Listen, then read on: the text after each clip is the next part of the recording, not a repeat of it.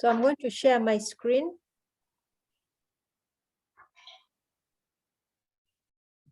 I'm going to start with the first. First of all, let me first apologize. I apologize to Gertrude, but let me first make an apology. About last week, I really tried to connect. I tried with my phone, with my router, but the network, I think, had a technical problem that time. So I made an effort to send you a message, but again, the same message was dependent on the same network. So this failed. So apologies for that. However, let's move on. It looks like even though we've had a whole week, groups are still not ready to make presentations. So let me move ahead. And we go through some of the articles quickly to see where we may, some of the components that I was asking you to identify and where we may have gone wrong and where we may have gone right. So each of the articles I gave you was in the field of IS and IT. Okay, our biggest challenge most of the time is we assume IT research is about developing applications. No, it isn't. Developing applications is part of the IT skills we develop, but it's not necessarily part of research skills. And the purpose of this course unit is research, to teach you how to do research.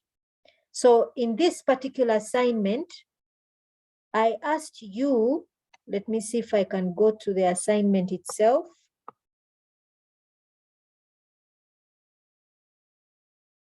I hope you can all see my screen.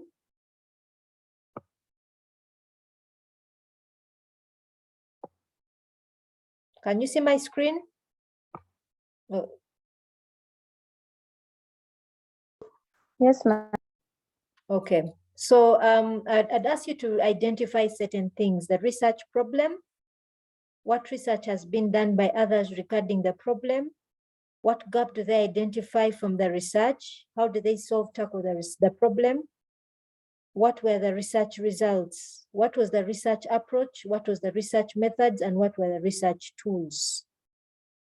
Okay, so I'm going to start with the very first article which most groups attempted. I think there was only one group from the Masaka group Masaka class that attempted the paper on CMC,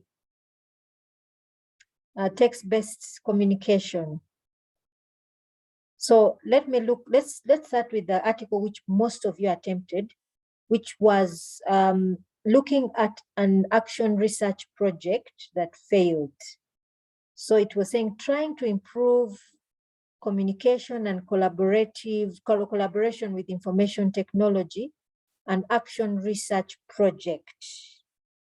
So let us first start by looking at the abstract. It gives us an idea about what the research is about. It says, discusses the use of information technology to facilitate communication and collaboration. So discusses the use of information technology to facilitate communication and collaboration. In this action research project, a groupware product called Lotus Notes was implemented. A groupware product, groupware meaning this is an application that basically facilitated communication in groups, for a particular group. WhatsApp is a kind of a groupware software because it can allow groups to be formed and those groups to communicate and collaborate. Case in point, I'd given a member of this class an example that I am part of a board of directors for a local tea factory here in Kianjojo district. This is called Mabale Tea Factory. So in a board of directors are essentially supposed to govern the management of any organization. So our job is to supervise management of the factory and to also guide on strategic leadership. So basically, the management team of Mabale Tea Factory reports to us. So we created a WhatsApp group. We communicate by email, but we also, a WhatsApp group was created, and normally we have sometimes management when they need to make a quick decision. Let's say like, can they increase the prices for farmers supplying leaf to the factory?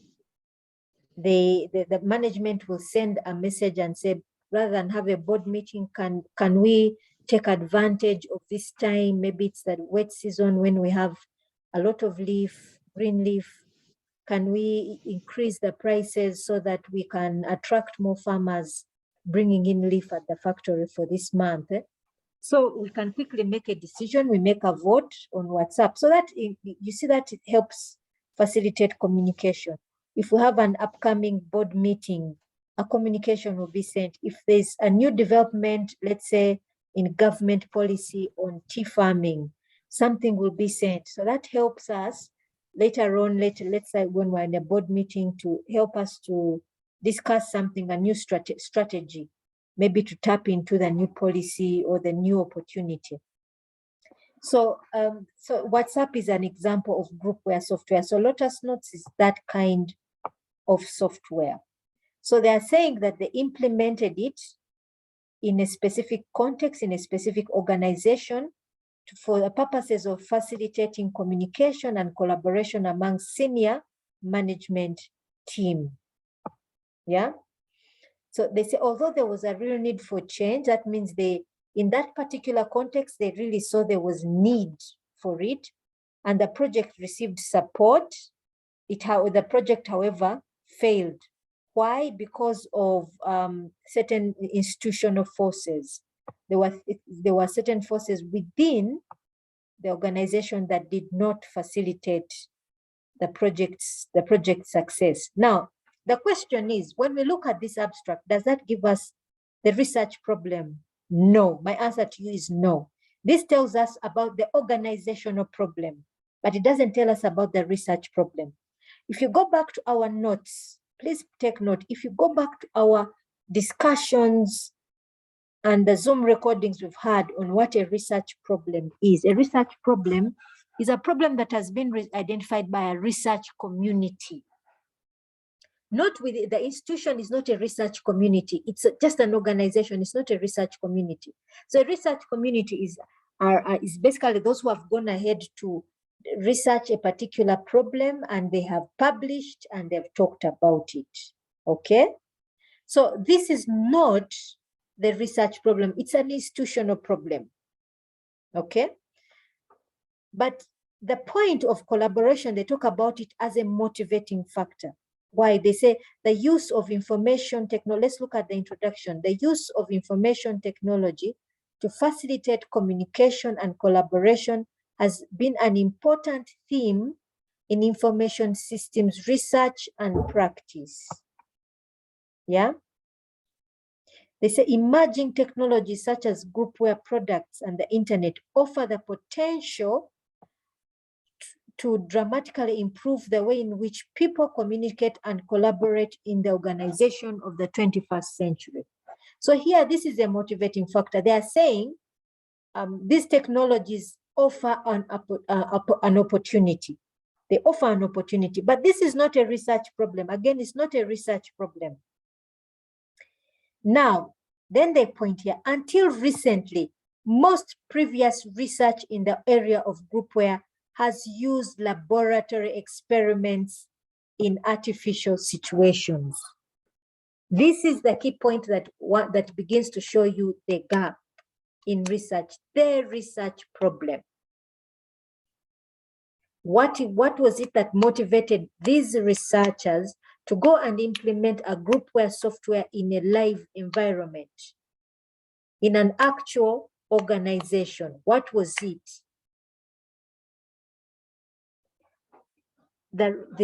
What motivated them to do it was that most research in groupware software, groupware research, has been in laboratory experiments, which are artificial situations.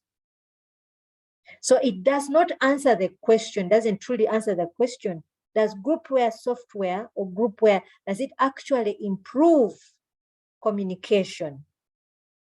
So for this paper, they continuously say the groupware applications do have the potential, but they were saying in a live environment, there are certain forces. They're saying, as a general rule, much of this research has suggested that the positive effects that can be derived from use of groupware software. They're still saying that groupware software can still improve collaboration and communication. However, they say work is starting to emerge, however, which suggests that there may be significant counter forces which exist to maintain the status quo in organizations. Yeah, they are actually saying their purpose, their point of implementing it in a live environment was to determine can the counter forces affect, and that's what they found to be true. So the research problem was that the research problem is to discover those forces within the context. The research problem, number one, starts with the fact that most research had been done in an artificial situation. So they wanted to place it in a live situation. They still maintain that groupware software can bring about improvement, but in a live environment, there are counter forces that affect its successful use, implementation, and use. So that was the research problem. The research problem was not that this organization didn't have proper collaboration. No, that wasn't the issue. Those situations have always existed and they have been reported about. So the issue was the uniqueness, the research gap was that all research had used laboratory experiments, artificial situations. So the research problem was they needed to find out in a live environment, what were those significant counter forces that would affect its positive influence. So far, have you got my point? Have you got the point here? Those who did this particular research.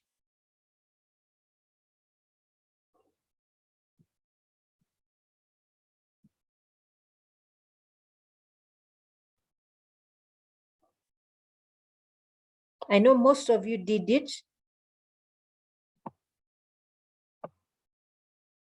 Have we understood where we may have gone wrong in identifying the research problem?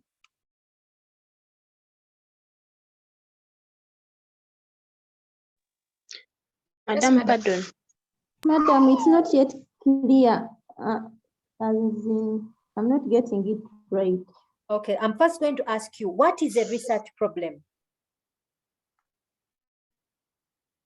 What is a research problem?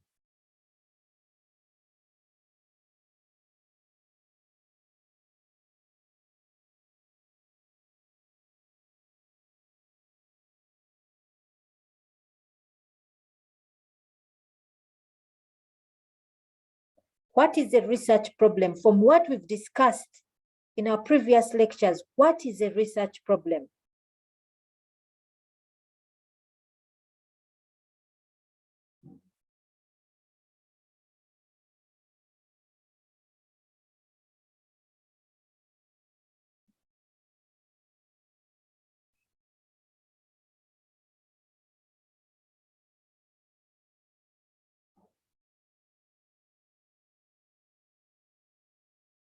The point is to first of all understand those research components. What is a research problem?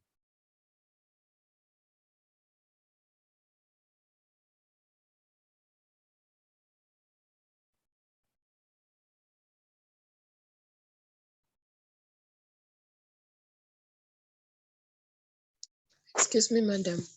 Yes, Hafsa. I think a research problem is a statement about an area of concern and condition to be improved. Yes, and a condition to be improved. Now, I think the issue is now to understand an area to be improved. Now, let us say I have malaria. Is that a research problem?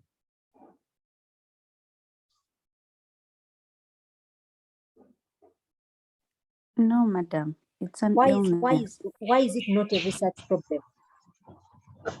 Because No, I think it is yes, Lawrence, it's a problem which needs to be improved. So why is it not a research problem?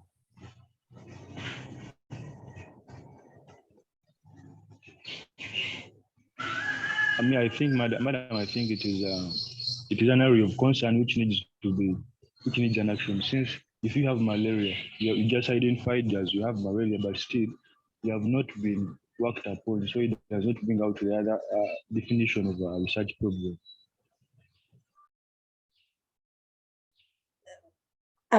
Okay. But me having malaria is an area of concern, isn't it? And it needs to be improved. Why is it that me having malaria is not a research problem? Why?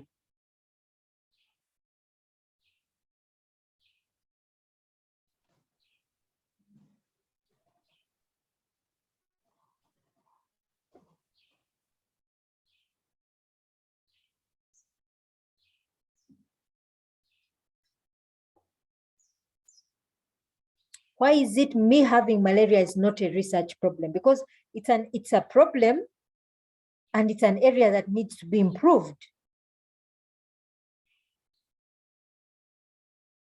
Why is that not a research problem? Because it's a problem that needs to be improved. Why is it not a research problem? Madam, I think it's because malaria has already been there and Yes, please go ahead.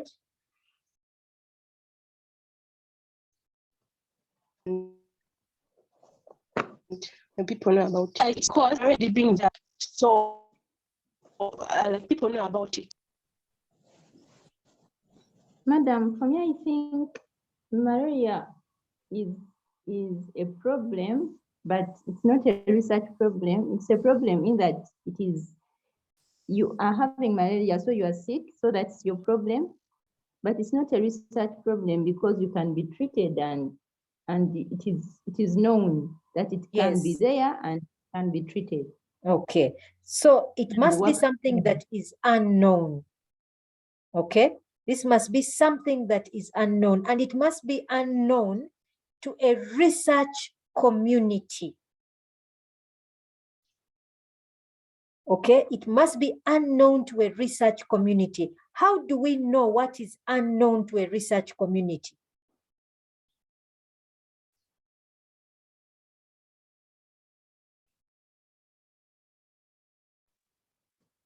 Excuse me, madam. Yes, please. I think we know that when maybe people have tried to work upon it or to solve it and they have maybe failed. How do we know? They must have published, in other words. Yes. Yeah, they must have published. They must have said they have done research on this and this, but they haven't done research on this and this. Okay? So now, yes, if we look at this paper, it says, until recently, most previous research in the area of groupware has used laboratory experiments in artificial situations. That is the research gap. This particular group of people does not say that groupware software cannot improve collaboration. No. They acknowledge it does. That's what that was the opportunity, yeah, the potential that has been presented by IS. But they are saying most research has looked at this particular area of groupware in artificial situations. And they say work is starting to emerge, however, which suggests that there may be significant counter forces which exist to maintain the status quo in organization, meaning they don't want to improve. So they are saying their research problem is, or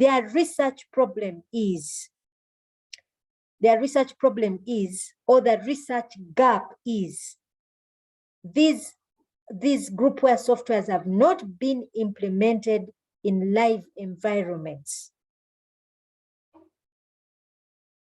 so that they can achieve their actual potential. So because they have not been put there, we don't know what exists, they don't know what exists within the workforce, within the organizations that may affect its proper use. So they applied it in a live environment. The research problem is that this groupware softwares had not been placed in a live environment to discover what are those counter forces. That is the research problem.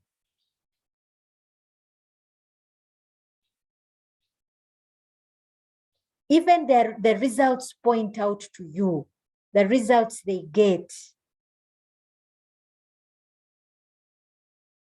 Here they report, although there was real need for change and the project received support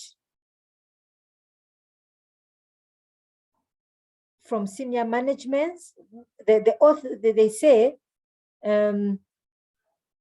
support from on the basis that it would enable radical change in coordination with the workforce. These radical changes did not occur.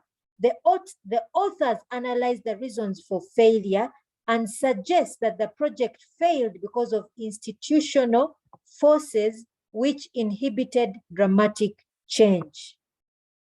That's what they report about. What exists within the live context. Other research, the research gap, the people who had done research in groupware had done it in an artificial environment. Now, they tackle the research problem that this has never been done in a live environment.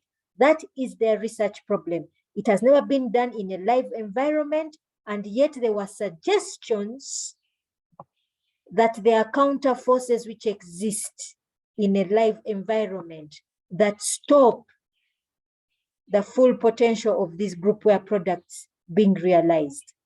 Have you understood now what the research problem is?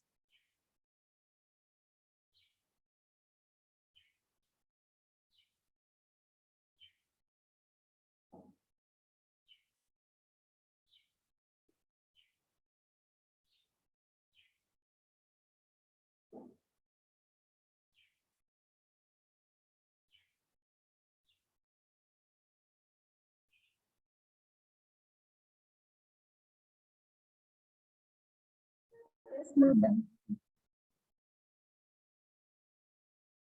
Okay. So if we have understood now what the research problem is, those of you who did otherwise, do you see where the problem might be?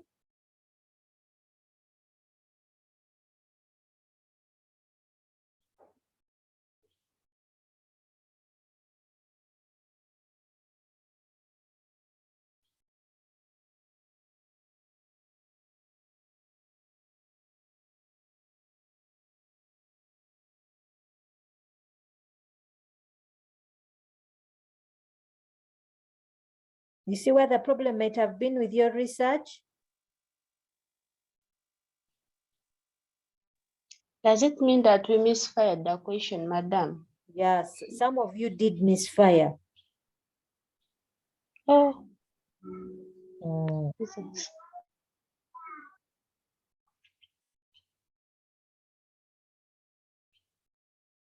Some of you for sure did misfire. That's why I was my intention was to show you where there might have been a problem. Okay, let us go to another research component, which I also noticed was a big problem.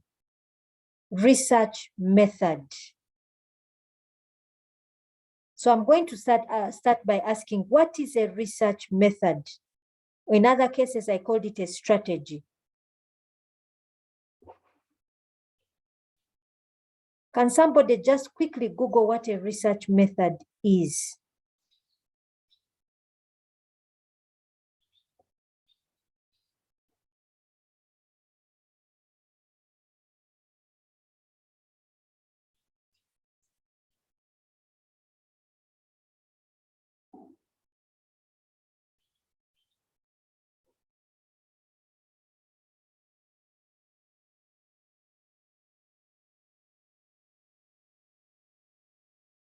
Can somebody just quickly Google what is a research method? Excuse me, madam. Yes, please. Research methods are strategies, Mhm. processes, or techniques utilized in the collection of data or evidence for analysis in order to uncover new information or Mhm. create better understanding of a topic. Okay. So there are strategies, processes, or techniques utilized in the collection of data.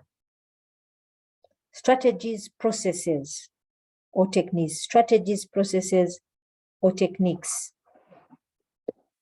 And I remember in my discussion, I remember being very specific, saying that we have research methods and we have research tools. We have research approaches, we have research methods, we have research tools. If you remember the onion,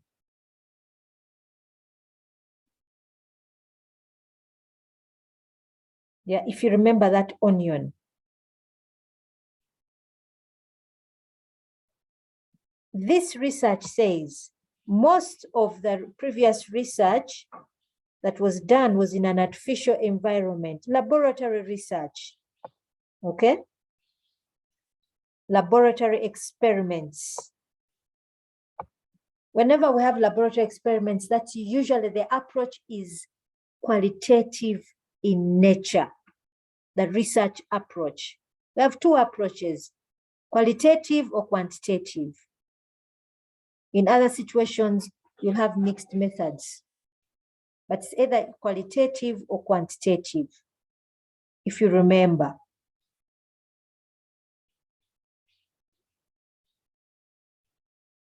It's either inductive or deductive. Qualitative or qualitative, it's either deductive or inductive.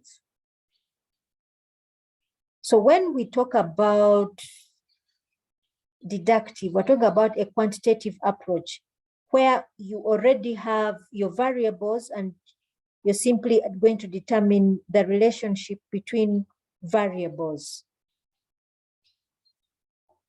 Okay? You know what exists, the variables you're looking for, you just want to determine relationship. Inductive, you have little knowledge and you are identifying them. And that's usually qualitative in nature. When you look at this research, was it qualitative or quantitative in nature? This particular article.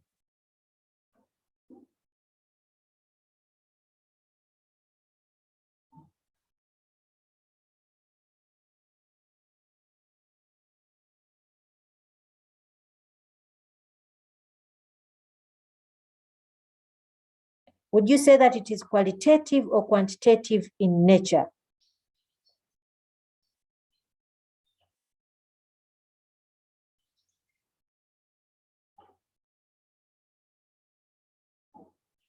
Was it deductive or inductive?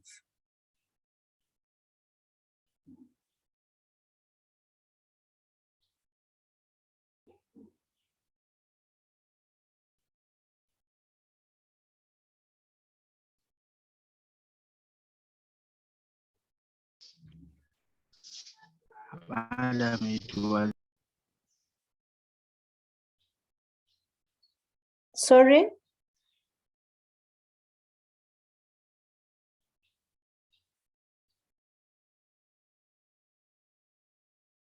Sorry, you've broken off.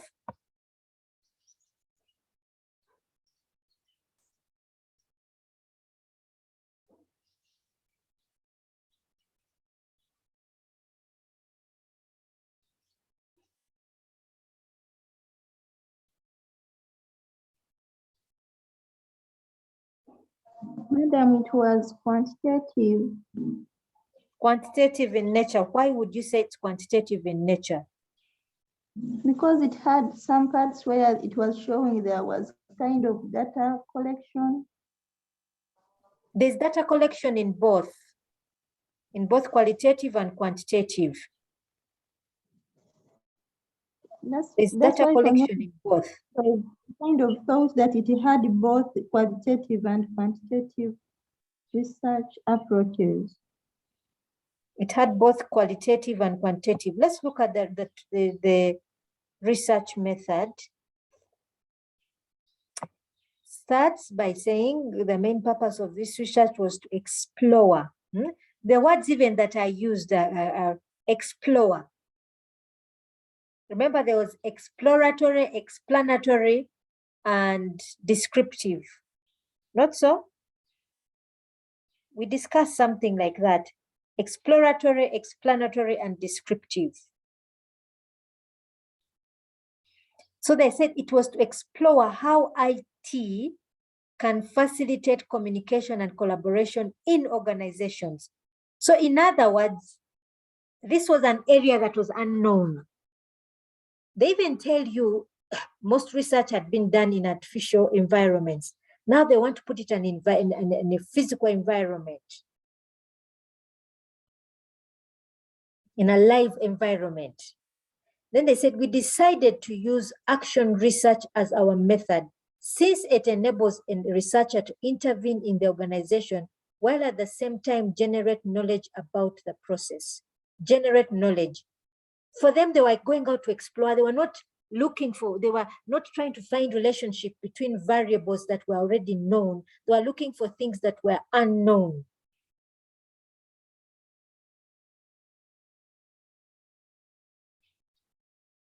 They even say the underlying epistemology of this research was that of interpretivism. We looked at this, we discussed this. Interpretive research does not predefine dependent and independent variables, but focuses on the complexity of human sense making as the situation emerges. It does not predefine, meaning it does not, when you say predefine, it means that when I'm going to research, I know these variables exist. I know that there is this variable which is dependent on this one. I know it. Okay, for example, anyone doing research on malaria knows the presence of malaria. We know which mosquito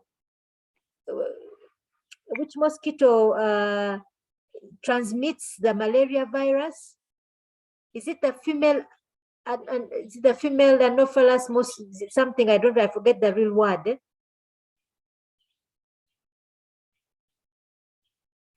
What is it? What mosquito is that? Female Anopheles mosquito. Thank you, Godwill. Thank you. It's the female Anopheles mosquito. So we know the female Anopheles mosquito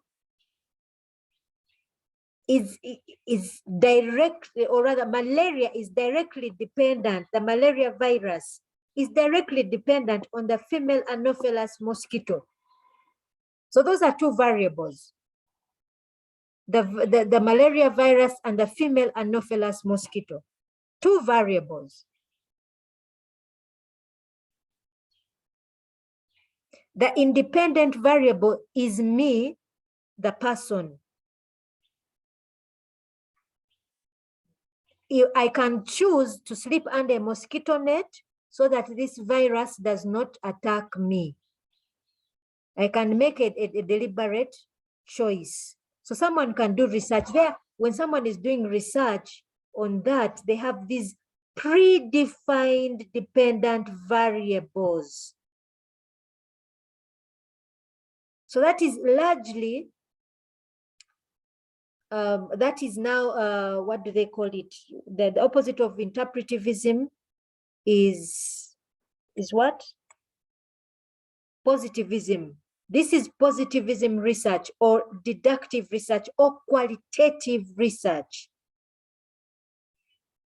So if someone was doing research on malaria, quantitative research on malaria, to find out, by, let's say, by stating the reason why we have prevailing malaria is because we, the people who in Uganda, are not choosing to sleep under a mosquito net.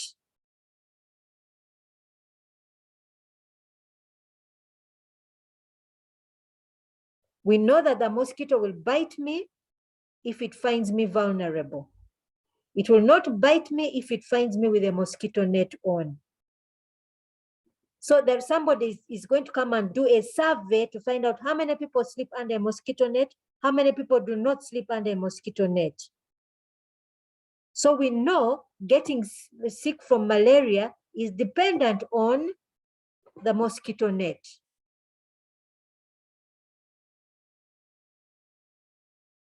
Those are predefined dependent variables. But this research does not define dependent. It says it focuses on the complexity of human sense making as the situation emerges. It attempts to understand the phenomena through the meanings that people assign to it. So it's going out to explore, to understand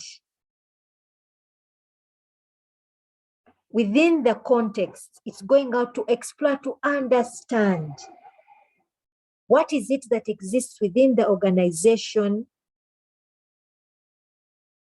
that can make groupware work or not.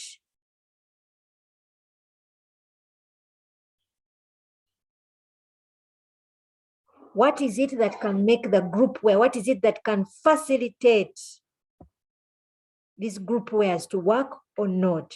They are going out to explore interpretivism. I don't know if you're getting my point.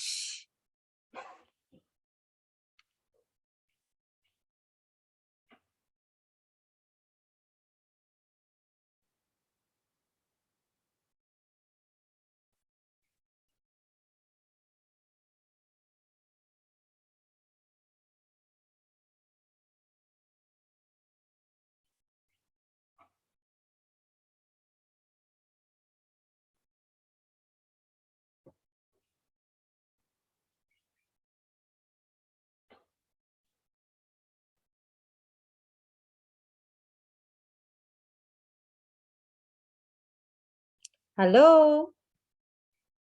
Is anyone there? Yes, madam. Are you getting my point, or I'm speaking Greek?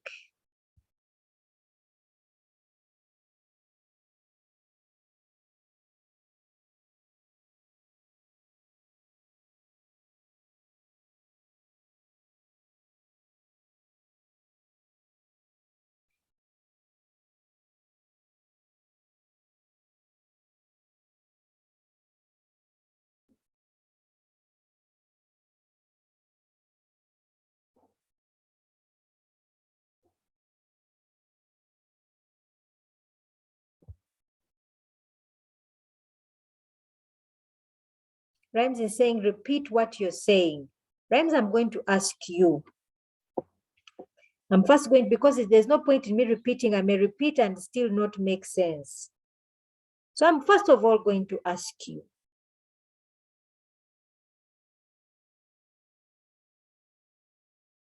I'm going to ask each one of you to answer me this question. What is data collection in research?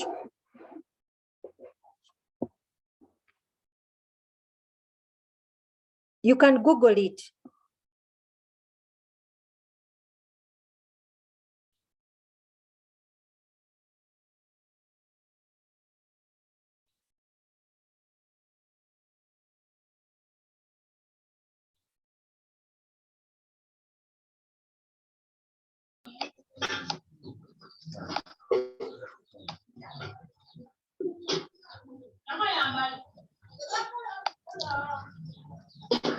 Madam, Yes. data collection is the process of gathering and measuring information on variables of interest in an established systematic fashion that enables to answer stated research questions, test hypotheses, and evaluate outcomes. Yeah, that's a very according to general. Yeah, that's a very general definition. Thank you. Thank you for that. Another one here I see, data collection is the process of collecting information from all relevant sources to find answers to research questions, test hypotheses.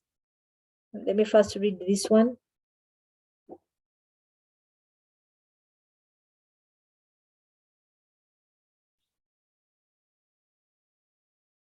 Test hypothesis if you are using in brackets, if you're using deductive approach, and evaluate outcomes. Data collection methods can be divided into two categories: secondary data collection and primary data collection. So first, data collection is a process of collecting information from all relevant sources to find answers to research problems. So what does that mean? It means whether your research is qualitative or quantitative, there's going to be data collection. So far, do we understand that point? Whether your research is qualitative or quantitative, there's going to be data collection. Whether your research is deductive or inductive, there's going to be data collection.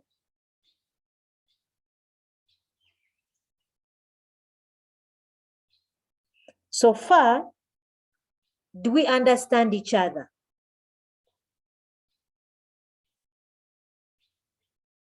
Up to that point, do we understand whether your research is qualitative or quantitative, whether it is deductive or inductive, whether it is interpretivism or positivism or realism? There is going to be data collection. So far, do we understand up to that point?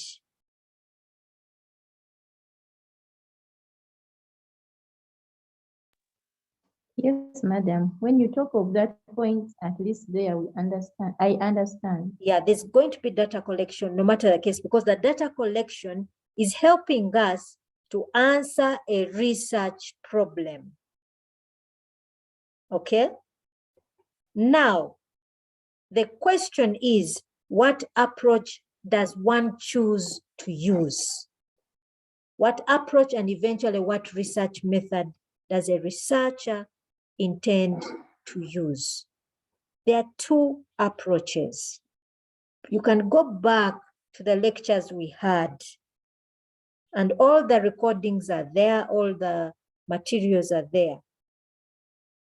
There are two approaches.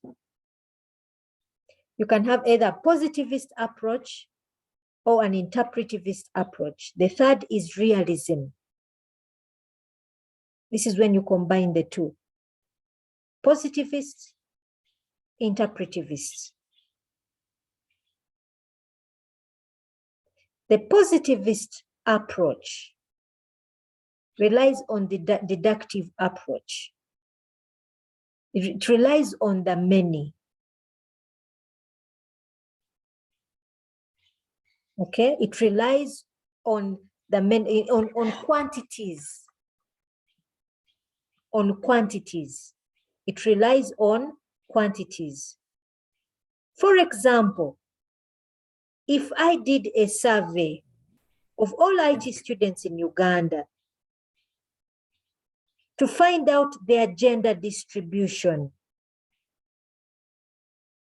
are they male or female?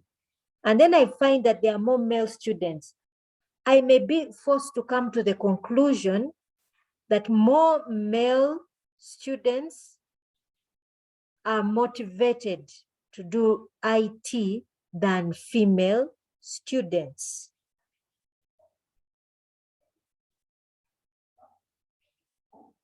So there I have two variables. I had, by the time I approached my research, I had two variables. Okay. Let me first stop sharing. I don't know if I can have, if I do share screen, let me do a whiteboard. Okay, here I have a whiteboard. When I say a variable, okay, I'm talking about a variable in research. In this particular case, the example that I'm trying to give you of a variable, I am saying, I'm talking about IT students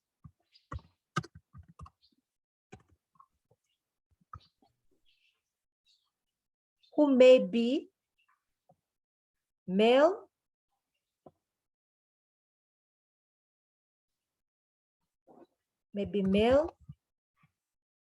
or they may be, sorry.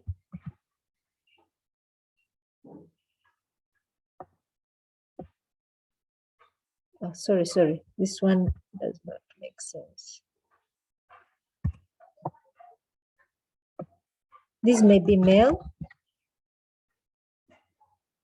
or they may be female.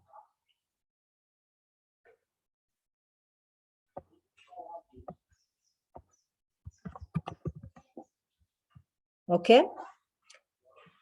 Then I do a survey to find out numbers in the whole of Uganda. Okay, and then I will say, sorry, escape this and do.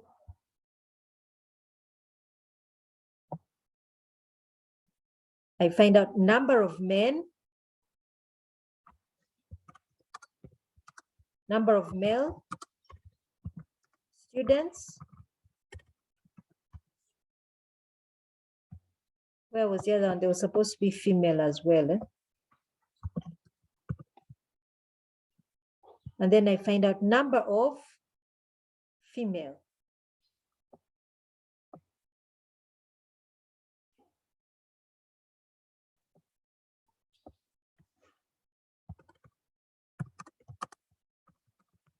Okay. Now, at the end of my research, if I find that there are more male students, I can come to the conclusion, a deductive conclusion. Deductive conclusion that if I find there are more male, then I'll say more, I can give a conclusion that there are more male students. Male students are more motivated to do IT, or rather men are more motivated to do IT than women. If I find out there are more men than there are women. Now here, what have I done?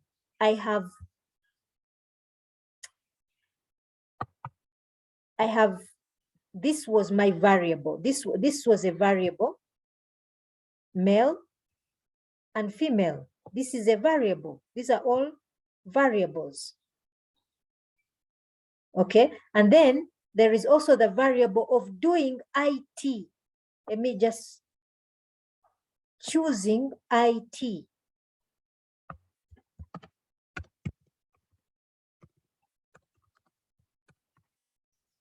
Choosing IT as a course. This is another variable. This is also another variable. Now, if I approach research in that way, if I approach my research in that way, first of all, I have predefined variables. Yeah. The fact that they are students, yes, but they are dependent on whether they are male or female. That is a variable. And then them choosing to do IT. Them choosing, that's another variable. And then I make a conclusion at the end of it. That is typically deductive research, and it's dependent on numbers. For me to reach my conclusion, it's dependent on numbers. If I get more males, that means more males. My conclusion is dependent on numbers. That is deductive research or positivist research. So far, do you get my point so far on what positivist research or research approach is, or quantitative research is so far?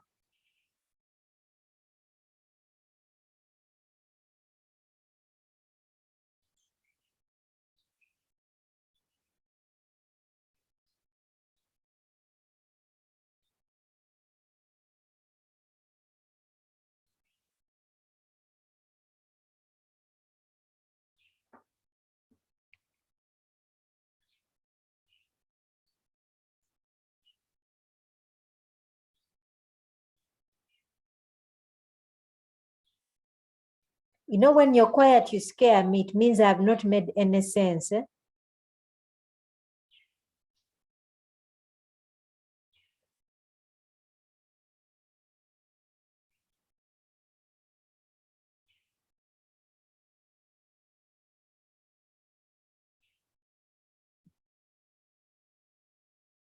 Komi has understood. What about the rest? Excuse me, madam. Yes, Gertrude. So, madam, does that mean that a deductive method, it depends on numbers? You have to, at the end of it all, have to count the results. You have to count the number of respondents that fall this way and number of respondents that fall that way. Yeah, even actually when you Google it and it says the Google thing, the results. Let me first go back and see if I can what a data collection. This particular response I got, this particular one, let me see.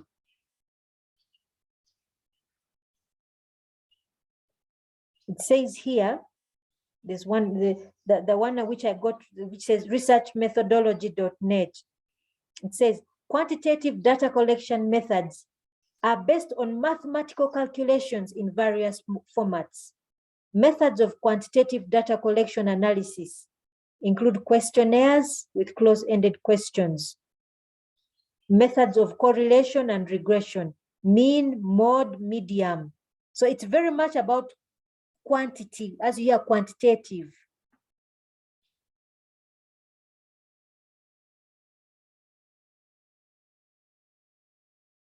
There's already a predefined answer, predefined variable. That is typically quantitative research, as you hear the word quantitative. Quantity, it depends on quantity.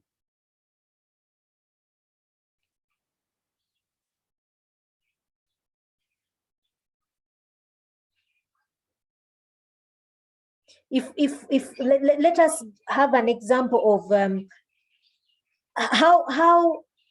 how do the economists, how does the Uganda government determine poverty levels in Uganda?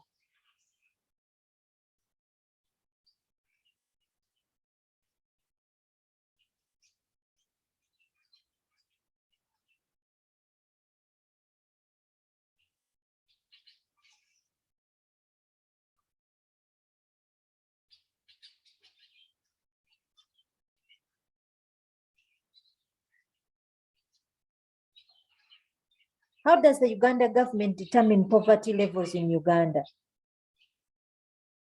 Does it just go and look at people, how they are dressed, and then say, hey, we are poor? They first make a Maybe census, according madam. to the living standards of the. How do they determine that majority are poor? How does World Bank, for example, determine? How does World Bank make a decision that Uganda is an underdeveloped country and China is a developed country? They take statistical values. They will go and measure households how much income do you, the people coming to your home to find out how many people are in the home, how many are employed, what type of employment. Then they determine, oh, this type of employment, they earn this amount of money. If they are farmers, is it large scale? Is it small scale? If it's large scale, they earn about this amount. They do a census. Come saying census. Now, in that census, what do? They pick certain variables. Yeah, they'll pick certain variables. They will find out income levels in the household. How many people in the household? How many have degrees? What properties do they own? Things like that. Yeah, if they find the majority are subsistence farmers, the majority of Ugandans are subsistence farmers. If they find 80% of Ugandans are subsistence farmers, what does that mean? We are an underdeveloped country.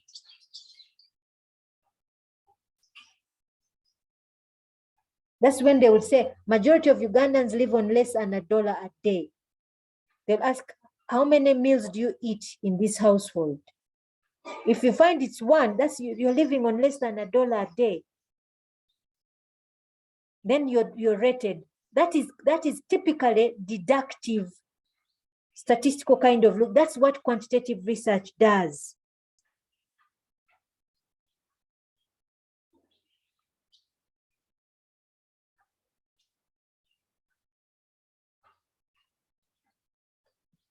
So far, are you getting what I'm trying to say? Do you get my point on deductive or positivist research approaches? You have predefined variables.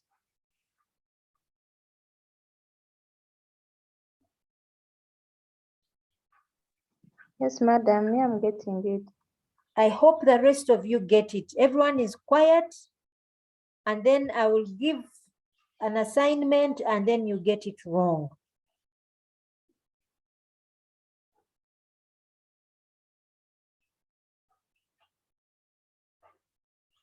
Excuse me, madam.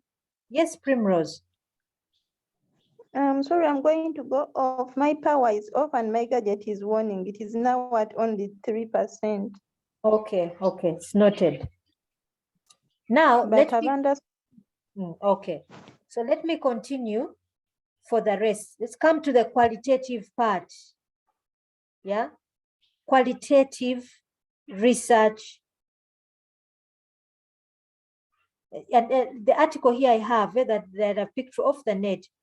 Qualitative research methods, on the contrary, do not involve numbers or mathematical calculations. Qualitative research is closely associated with words, sounds, feelings, emotions, colors, and other elements that are non-quantifiable. Okay? That are non-quantifiable. Things that are non-quantifiable. Let me first clear this. So in qualitative research, we are dealing with anything that is non-quantifiable. Feelings.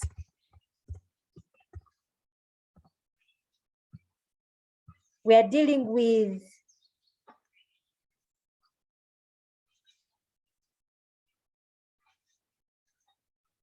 let me see what else. Emotions.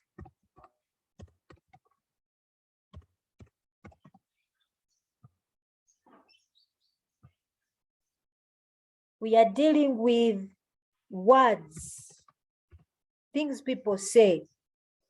We are dealing with sounds. So in other words, if you go back to our research, we said our earlier discussions where we talked about the inductive or interpretivist approach or qualitative approach, we are dealing with a holistic picture. Whereas the deductive, positivist, quantitative approach is simply looking at certain variables. This affects this. The female Anopheles mosquito carries malaria. Malaria will attack somebody sleeping under a mosquito net. Very linear. There's very straight, a very straight line, a very straight logical line of reasoning. very straight, logical line of reasoning. That is typically deductive research. Qualitative, on the other hand, wants to get a holistic picture. A researcher is looking at people's feelings, the words people say, the emotions. They will deal with colors, with pictures, with whatever, to gain an understanding.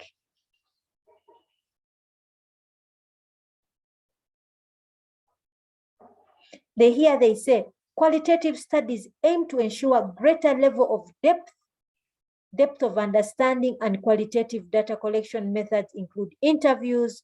You can also use questionnaires with open-ended questions, focus groups, observations, game or role-playing, case studies, etc.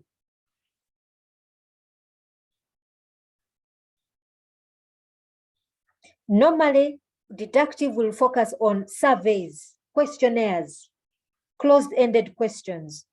Qualitative will be open-ended. You're exploring. You want to get all avenues, all perspectives. So far, do you get what I'm trying to say?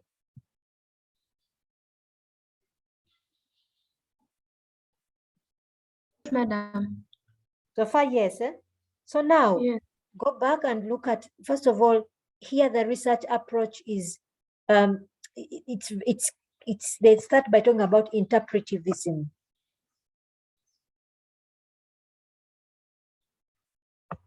Interpretivism, that's already telling it's qualitative in nature. They're saying they want to focus on the complexity of human sense making as the situation emerges. As things emerge, they make sense of it from the perspective of the researcher, from the perspective of the people within the context.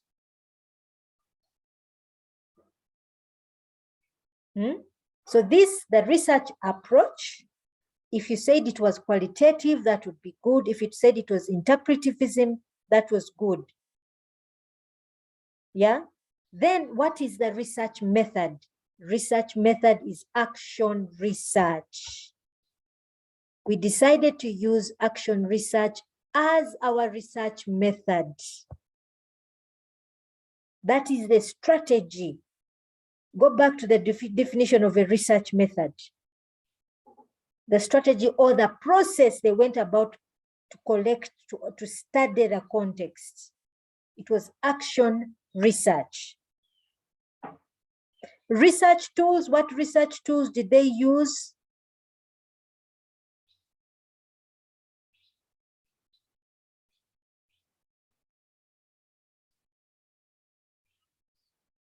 What research tools did they use?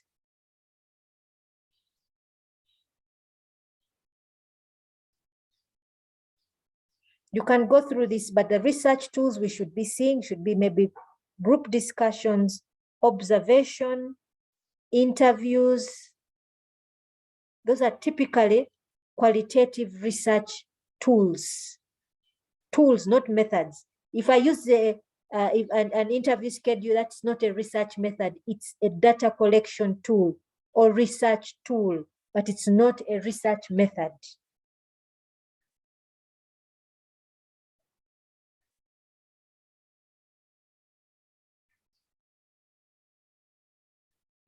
Okay.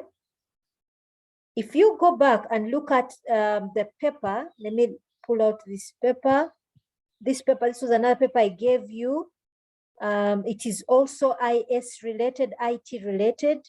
It's specifically talking about online text persuasion.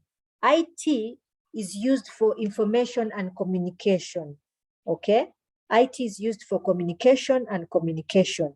And when we are communicating, normal communication as human beings, like right now I'm making a communication, I'm trying to persuade you into doing something. So I'm using Zoom as a communication tool. This is IT being implemented. So this one is, let me just see a question here. Faith is saying, kindly talk about qualitative also. Faith, I thought I just did, yeah, the qualitative approach. Yes, madam. Faith, I thought I had just talked about the qualitative approach. Yes, madam. I sent it before you talking about it. Okay. Thank you.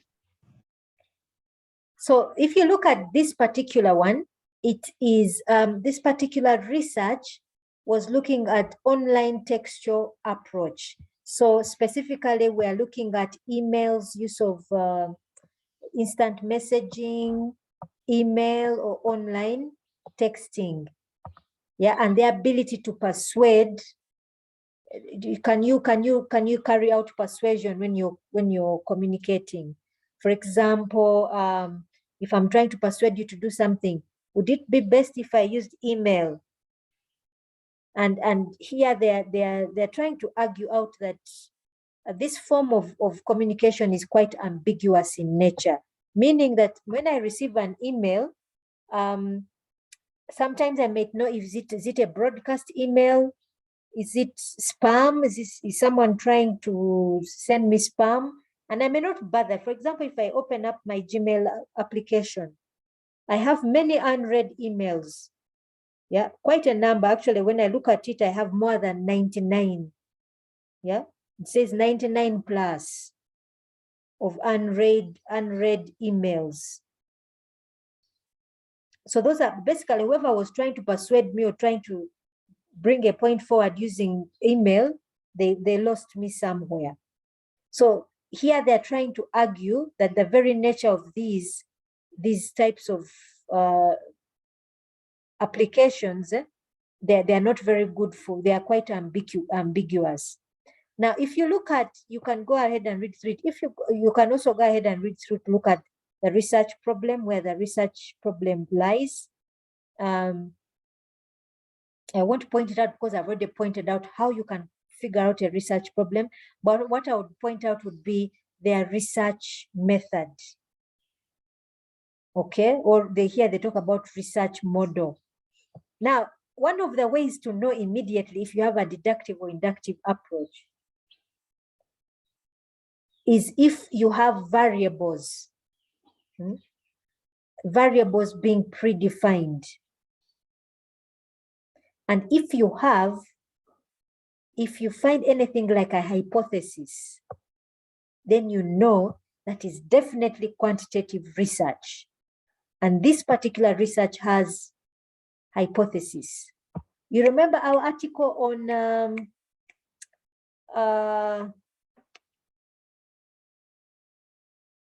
the article we did on, what was that first article I shared with you?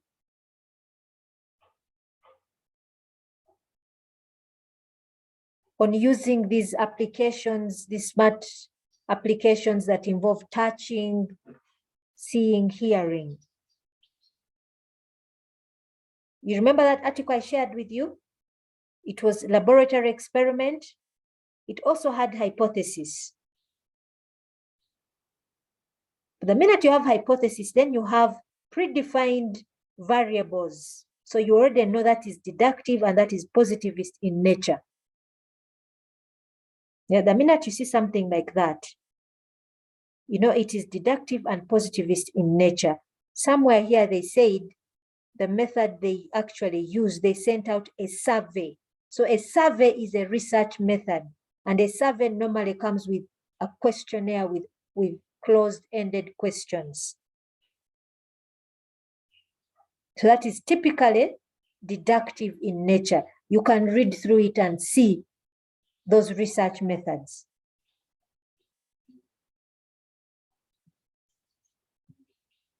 So far, have you understood what I was trying to say? So far, I hope we have understood those major research components.